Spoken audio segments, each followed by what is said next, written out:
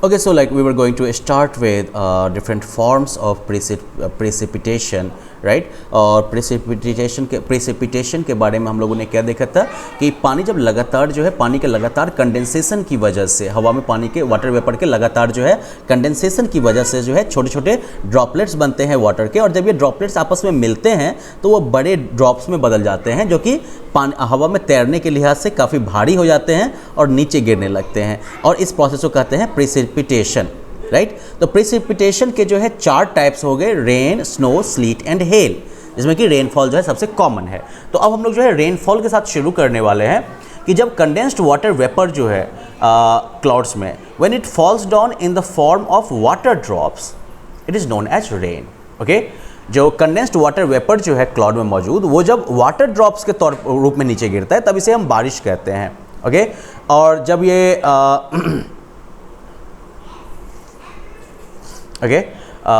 जब ये like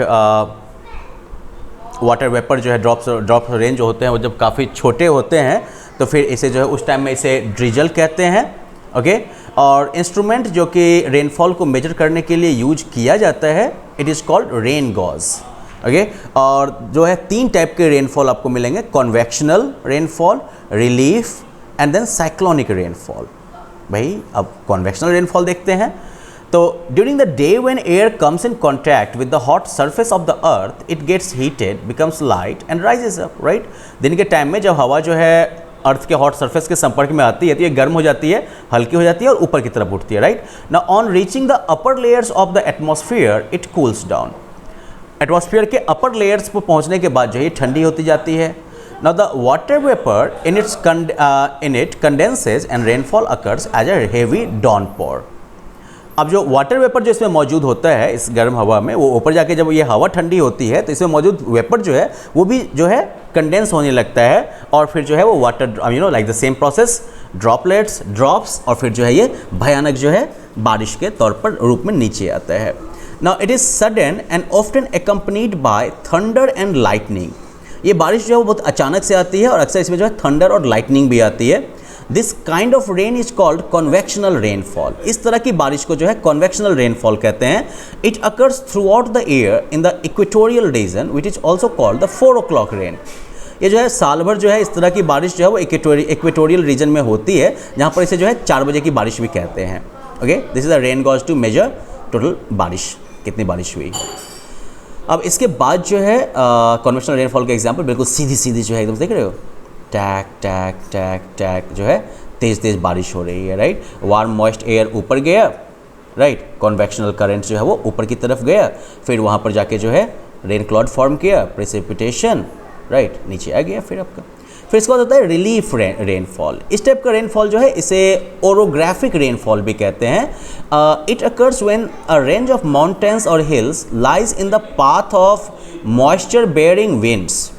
okay, ये बारिश जो होती है, रिलीफ रेनफॉल जो होती है, ये तब होती है जबकि पहाड़ या हिल्स की जो चोटियाँ हैं या रेंज जो है वो मॉइस्चर बेयरिंग विंड्स जैसे कि मानसून वगैरह हो गया ना उसके रास्ते में आ जाए। तो अब ऐसे में क्या होता है, warm moist air is forced to rise when it meets an obstruction. गर्म नमी से भरी हवा जो है मजबूरी में इसको ऊपर उठना पड़ता है जब इसके रास्ते में बाधा आती है। तो now as the air moves upwards it starts cooling. जब हवा ऊपर की तरफ जाती है तो ये ठंडा होना शुरू कर देती है। The water vapour in it condenses and rainfall occurs. अब इसमें मौजूद वेपर जो है वो कंडेंस होना शुरू कर देती है और बारिश हो जाती है। वेस्टवर्ड साइड जो है that is the side of the mountain facing the winds it receives the maximum rainfall. मतलब जिधर से वो मॉइस्चर लेडन हवा जो है वो आ रही है उधर ज़बरदस्त बारिश होगी। विंडवर्ड साइड जो, sorry not westward side, windward side जो होगी, हवा वाली साइड में जो हवा वाली जो साइड होगी उधर फिर मैक्सिमम रेनफॉल होगी। दूसरी तरफ the other side of the mountain जैसे कि लीवर्ड साइड भी कहते हैं, it receives very little rainfall. वहाँ पर बहुत कम बारिश होती है and is known as the rain shadow region. इसे जो है रेन शैडो रीजन भी कहते हैं। तो मानसून रेनफॉल इंडिया में जो है वो रिलीफ रेनफॉल का एग्जाम्पल है। जैसे मान लो कि अब इधर से जो है मॉइस्ट हवा आई, राइट। पहाड़ के साथ जो है ये ऊपर गई, ठंडा ठंडा होके जो है बारिश में ऊपर बादल बना, बारिश होके नीचे आ गई, तो अब जो है हवा में क्या हो गया, मॉइस्चर का कंटेंट बिल्कुल कम हो गया। और फिर उसके बाद वो ड्राई एयर जो है वो माउंटेन रेंज को क्रॉस करके भी क्या करेगा, उधर जाके जो है वो फिर नीचे उतरेगी वो ड्राई एयर, और फिर सरफेस पर आके गर्म हो जाएगी। लेकिन जो रेन बोलोगे तो रेन इससे कोई ऐसा सिग्निफिकेंट नहीं हो पाएगा, नाम मात्र के ही रेन शायद कुछ हो पाए। तो इसलिए ये जो एरिया हो गया जिधर बारिश नहीं हो पाई है, that is your leeward side या रेन शैडो एरिया। ओके, फिर साइक्लोनिक रेनफॉल। अब साइक्लोन में क्या होता है कि when winds from all sides blow towards the centre, different air masses meet, right. जब सभी तरफ से जब हवा जो है बिल्कुल सेंटर की तरफ बहने लगती है, नहीं इधर से इधर से इधर से सब तरफ से, तो फिर जो है क्या होता है कि डिफरेंट एयर मासेज जो है वो मिलते हैं आपस में। Now when warm air meets cold air, the warm air being lighter rises above the cold air. जब गर्म हवा जो है वो ठंडी हवा से मिलेगी तो वार्म एयर चूँकि हल्की है तो वो कोल्ड एयर से ऊपर चली जाएगी, और ऊपर उठती हुई जो वार्म एयर है उसका क्या होगा, फिर वो धीरे धीरे जो है ठंडा होने लगेगी, राइट। फिर कंडेंसेशन होगा, रेनफॉल होगा। तो इस टाइप का रेनफॉल जो है वो ट्रॉपिकल सी वगैरह में जो है और मिड लैटिट्यूड्स जो हैं इनमें कॉमन होता है। So well, that was about this chapter, weather and climate. Just to like quickly recap everything. Weather जो है एटमॉस्फेयर का कंडीशन है एक पर्टिकुलर प्लेस और टाइम पे, जबकि क्लाइमेट जो है वो एवरेज वेदर कंडीशन है एक लंबे पीरियड ऑफ टाइम में, ठीक है। वेदर और क्लाइमेट के एलिमेंट्स क्या क्या हैं, temperature, pressure, winds, humidity, precipitation, sunshine and cloudiness. Earth को जो है 3 हीट जोन में डिवाइड किया गया है, टॉरिड, टेम्परेट और फ्रिजिड। ओके, अब वो फैक्टर्स जो कि किसी जगह के टेम्परेचर को कंट्रोल करते हैं वो फैक्टर्स हैं latitude, altitude, distance from the sea, इसके अलावा winds, ocean currents, cloud cover, slope of land, soil and vegetation cover. Atmospheric pressure को अफेक्ट करने वाले जो फैक्टर्स हैं वो हैं एल्टीट्यूड, टेम्परेचर और वाटर वेपर।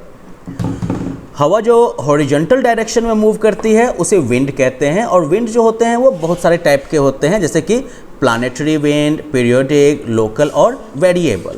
प्लानेटरी विंड जो कि हम लोगों ने जो है प्रेशर जोन से भी, एटमॉस्फेरिक प्रेशर के हिसाब से भी हम लोगों ने इसको पढ़ा था, राइट।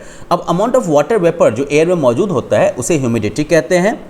कंडेंसेशन के डिफरेंट फॉर्म्स हैं, क्लाउड, ड्यू, फ्रॉस्ट और फॉग। प्रेसिपिटेशन की अगर हम बात करें तो इसमें रेन, स्नो, स्लीट और हेल जो है ये 4 फॉर्म है प्रेसिपिटेशन के, जिसमें कि रेन जो है वो सबसे कॉमन फॉर्म है प्रेसिपिटेशन का।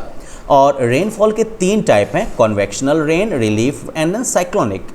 कॉन्वेक्शनल का एग्जांपल हो गया जब अचानक से भयानक जो है गर्मी, उमस वगैरह की वजह से जो है अचानक से बादल लगते हैं और उसके बाद जो है बारिश शुरू हो जाती है। रिलीफ का एग्जांपल हो गया जबकि मान लो कि हमारे यहाँ से मानसून के टाइम में जो बारिश होती है, that's example of relief rainfall. और साइक्लोनिक रेनफॉल जैसे कि वो बंगाल वगैरह में आया था, वेस्ट बंगाल वगैरह सब के एरिया में जो है कोस्टल रीजन में अक्सर आता रहता है साइक्लोनिक। ये जो है आपके कह सकते हो कि हमारे ट्रॉपिकल एरियाज की जो है खासियत है cyclonic rainfall be. So well, that is it about this chapter. You guys can try the exercises, okay, and I think it should be pretty easy. Now in the next class we will start with water and circulation, and this is an interesting chapter as well. So well, if you can read some part of it in advance, that will be pretty good.